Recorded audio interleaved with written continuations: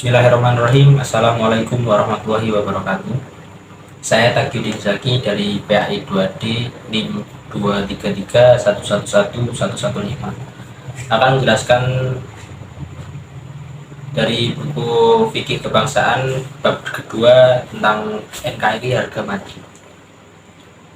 Dalam bab ini pembahasannya meliputi urgensi persatuan dan bahaya perpecahan, relasi agama dan negara, nasionalisme dalam pandangan Islam, bentuk negara dalam pandangan Islam, lalu kenapa harus mempertahankan NKRI, Pancasila tidak bertentangan dengan nilai-nilai Islam, yang terakhir, kenapa tidak menerapkan syariat secara kafah.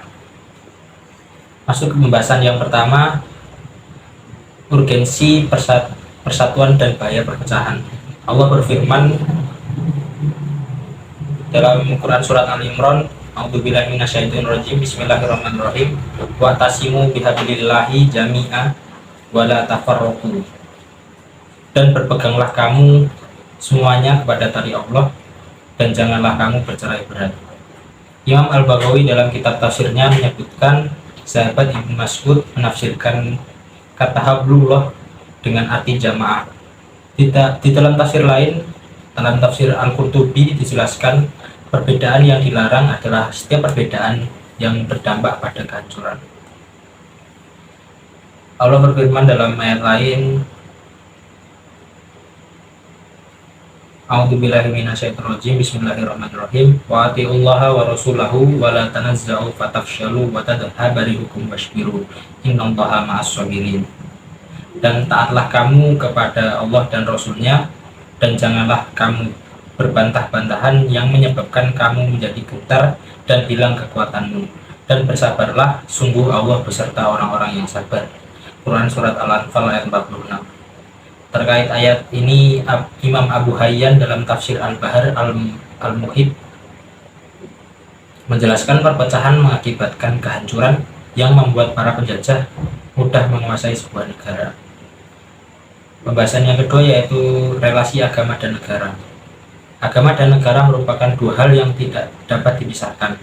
Keduanya saling membutuhkan pada lainnya. Agama adalah fondasi, sedangkan negara penjaganya.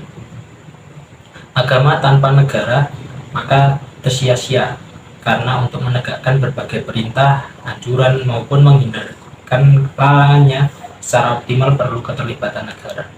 Sebaliknya, negara tanpa agama akan hancur, karena agama membekali pemeluknya dengan kelengkapan aturan sesuai posisi masing-masing untuk dipertanggungjawabkan di hadapan Allah. Agama merupakan prinsip yang menjadi landasan bagi para pemeluknya untuk melakukan amal terbaik sesuai bidang masing-masing, termasuk para penyelenggara negara dalam menentukan kebijakan yang membawa kemaslahatan bagi warganya. Pembahasan yang ketiga yaitu nasionalisme dalam pandangan Islam. Nasionalisme adalah paham kebangsaan, persatuan bangsa, dan cinta tanah air. Nasionalisme harus terpatri dalam sanubari setiap anak bangsa demi menjaga semangat mempertahankan, siap berkorban dan berjuang demi bangsa sehingga tetap lestari dan kemajemukannya baik di bidang agama, suku, dan budaya dapat terpelihara menjadi kekuatan real yang memperkokoh kedaulatannya.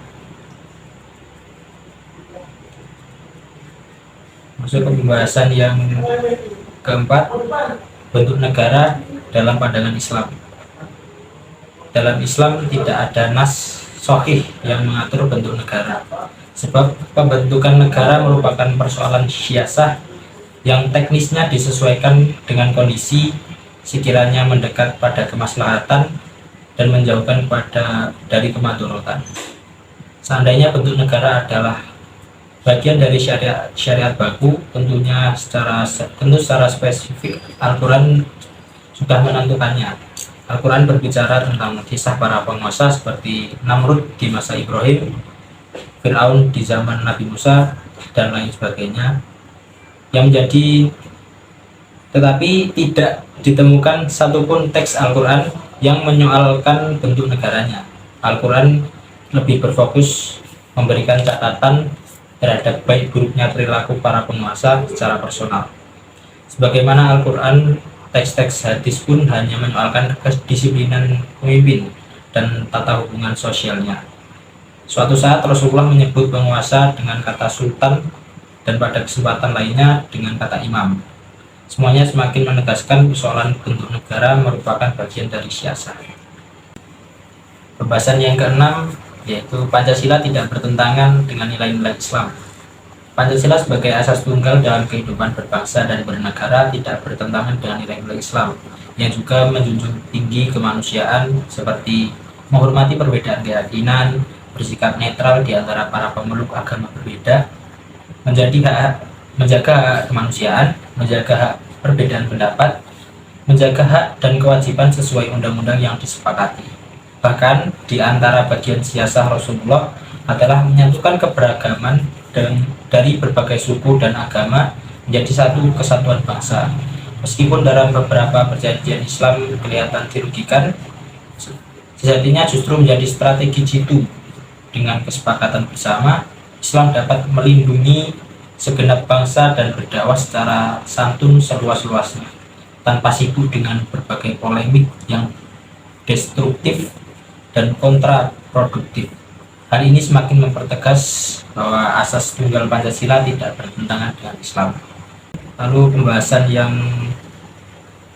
selanjutnya, kenapa tidak menerapkan syariat secara kafah? Pernyataan bahwa umat Islam di Indonesia tidak menerapkan syariat secara kafah adalah pernyataan yang kurang tepat, sebab ketidakmungkinan menerapkan beberapa hukum seperti kisos, rajam, dan semisalnya pada hakikatnya termasuk bagian dari penerapan syariat secara kafah. Seperti orang tidak mampu sholat berdiri, syariat yang berlaku baginya adalah sholat dengan cara duduk.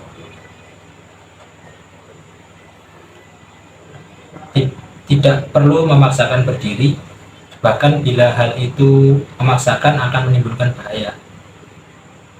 Maka haram begitu pula dengan konteks hukum-hukum Islam yang tidak memungkinkan diterapkan di Indonesia. Bila dipaksakan justru menimbulkan kemungkaran yang lebih besar, maka hukum menerapkannya juga haram.